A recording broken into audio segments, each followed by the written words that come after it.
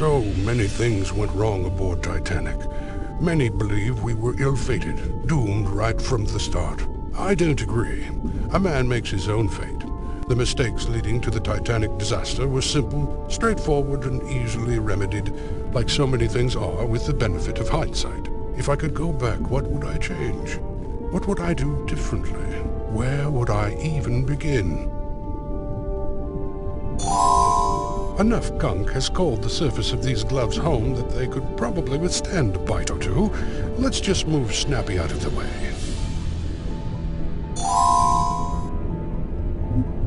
Rule 1 of seamanship: don't stick unprotected hands into the jaws of an eel.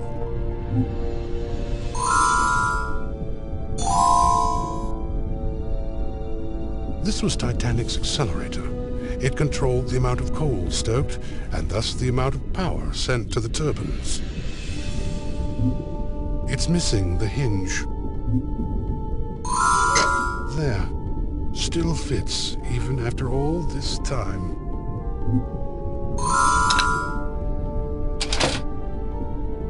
We shouldn't have been running full steam in waters we knew to be notorious for icebergs. That much is certain. Had we decreased our speed by half, even if nothing else had been changed, the iceberg impact would not have been likely to breach more than 1 or 2 bulkheads, and we could have stayed afloat for days. We wouldn't have lost a single person. We might not have even lost Titanic at all. This is how it goes.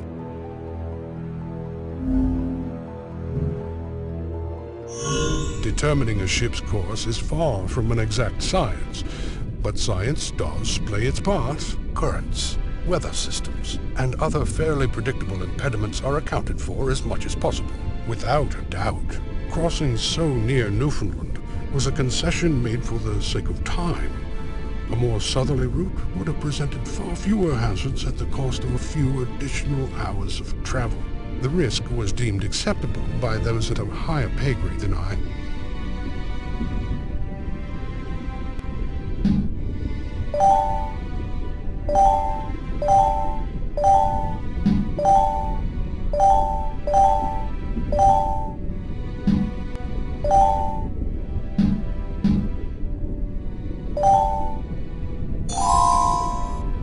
I've collected all the course plotting pins. Now put them back where they were before Titanic sunk. Or rather, where they should have been.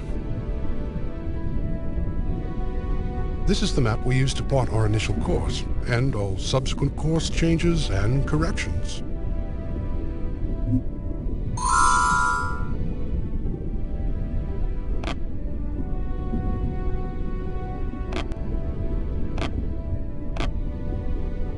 I could have made such a course change, but in all honesty, there was no predictive cause for it. Had we received a warning message by wireless, it would have been done without question. But there was no such message, and so we plowed ahead, full steam towards our collective fate.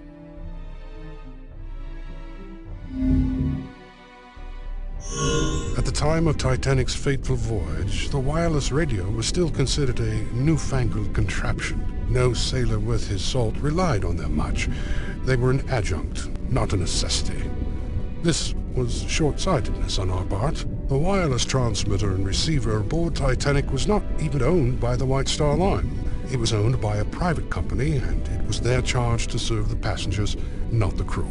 When forced to choose between relaying a message about the stock market to an investor or a message about weather conditions, the missive to the passenger was always given priority. And so it was that we missed an important message in regard to icebergs in our direct path. This chute runs directly to the wheelhouse.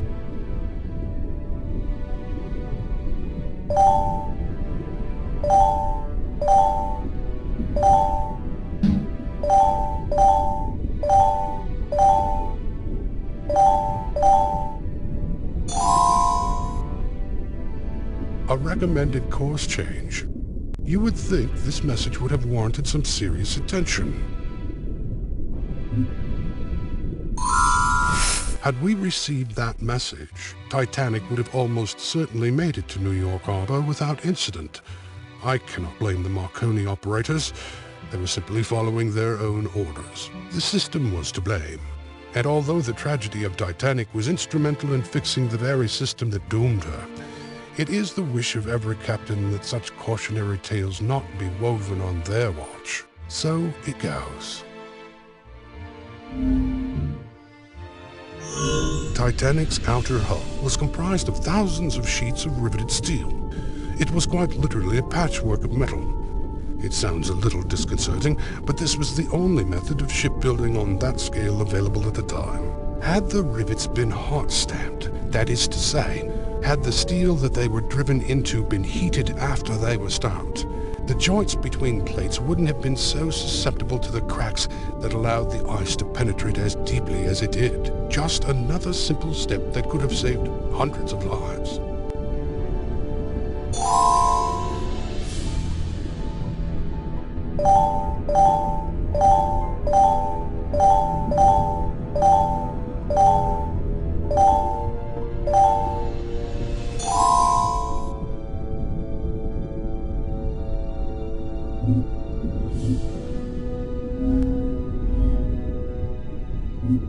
A captain should know his ship well enough to see that isn't its proper use.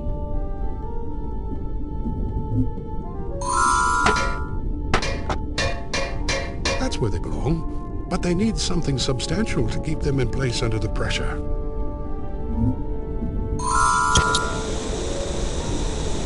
This seems like it should have been standard procedure. Titanic was separated into 15 watertight bulkheads, but the word watertight is a little misleading. They were really only watertight from bow to stern. The tops were open, like gigantic cups. Titanic could have remained afloat indefinitely with breaches in 4 of the 15. But even with 5 breaches, Titanic should have stayed afloat well into the next day. The real problem that night was one of location. The breaches occurred in the first 5 contiguous bulkheads at the front of the ship. This caused the bow of the ship to dip down enough that water spilled over the top wall of the next bulkhead in line. This caused a domino effect. The bow dipped further down, allowing the next bulkhead to be breached, and so on. In retrospect, it was hubris that did Titanic in. From the financiers who didn't see the need for high-grade steel in the bulkheads, down to the very passengers themselves, who simply couldn't believe their world could be so easily crushed by nature's caprice. But it was I who sinned most egregiously. In the end, I was charged with navigating Titanic from Southampton to New York. But the sea was so calm, the air so clear, the atmosphere on board so very charged with excitement. There was a singular, palpable glee infecting us all alike. From the reclining elite on the upper decks to the suited, sweaty firemen toiling in the bows. We were all taking part in history. We were the envy of the rest of the world. Hubris. We never stood a chance.